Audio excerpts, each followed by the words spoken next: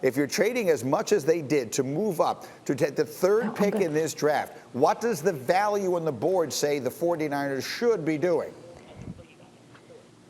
The value says they should be drafting Justin Fields, who I have as the number 2 back in the class. Even if you want to split hairs and say Zach Wilson is the number 2 or Trey Lance is the number 3, I don't know any evaluator who has Mac Jones the number 3 quarterback in this class. What in the media, in the NFL, I don't know any evaluator who has him graded that highly. So I think that's where you look at this and say, that's why it's hard. And that's why we've talked about it for a week, Greeny, is what should the Niners do? What will they do?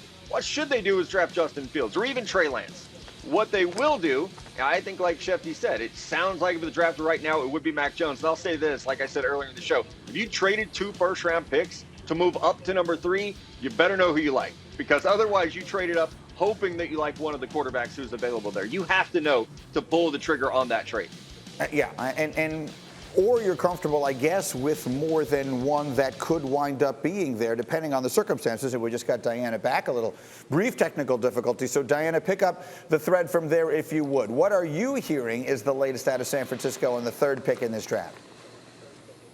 Yes, certainly where there is smoke, there is fire here. And it seems that the 49ers really like this quarterback. Yes, they're doing their homework. And it does seem ridiculous to think here we are 2.5 weeks out and they're still attending pro days and putting out the message that they're interested in all these different quarterbacks and perhaps like all the different traits. But in-house, the San Francisco 49ers know who they're targeting. They know the quarterback they want. And at this point, it seems like this is Mac Jones. I don't know this for a fact.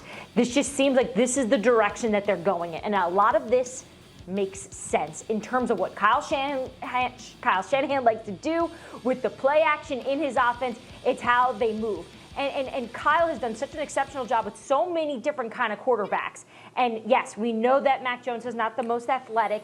We know that he's not one of those guys that can really move outside the pocket well, but he's a type of quarterback that fits into the type of quarterback that Kyle Shanahan can have success with. Look, we all understand. I can hear people screaming at the television. Drew Brees didn't go in the first round. Tom Brady didn't go in the first round. If you had taken them with the third pick in the draft, obviously it would have worked out. But that's not the way the draft works. You work around the value in the moment here. If you had taken them at that time, it would have been a mistake because there were so many other directions you could go and you could obviously get them later. And so, Jeff, we were talking before the show today about the value of these pro days. So if you're Justin Fields, you're having this pro day. As Dianna just said, you have to assume the 49ers have a pretty good idea. Every team has a pretty good idea of what they want to do. What is the value of having these second looks for Fields and for Lance? Yeah, this is the dress rehearsal for Justin Fields. Like, you know, when you get Shanahan together with John Lynch there, I mean, I know they had 3 guys. I think Peters was at Justin Fields' original pro day. This is being his second one.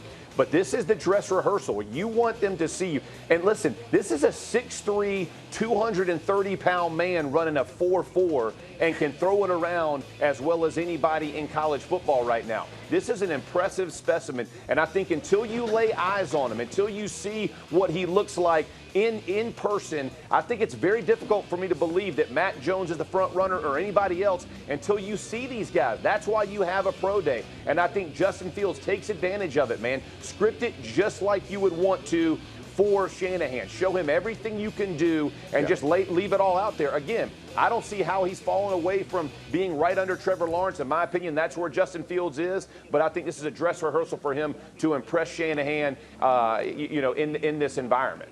What do you think, Marcus?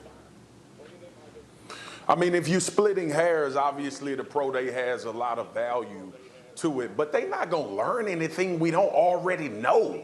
Like, that's the thing that's the perplexing part of this for me is San Francisco traded up because Mac Jones fits, but they didn't trade up because there is potentially a generational talent at quarterback. Like, it's just mind-blowing to me. And I get it. Like, everybody has their own approach to how they want to draft and where they want to be. And familiarity is basically what I'm hearing from everybody about Mac Jones and Kyle Shanahan and that marriage.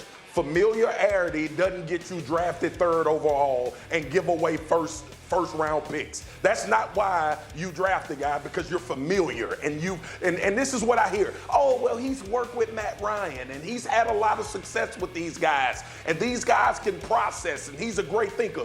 You know how many damn great thinkers I saw watch us play football from the sideline when I was playing for the Cowboys? Yeah. You know how many great thinkers that played quarterback was telling the starter what to look for and things that was happening on the field? So I get it. It's a part of it. You got to be able to process. You got to be able to go through first progression, second progression, and all of that. But all of these guys that we're talking about are guys that you're drafting off of potential. And some of those guys have way higher ceilings than the other ones. Justin Fields has a higher ceiling than every other quarterback in this draft outside of Trevor Lawrence. And I'm not sure if the degree of separation between both of them is that much as people try to make it seem.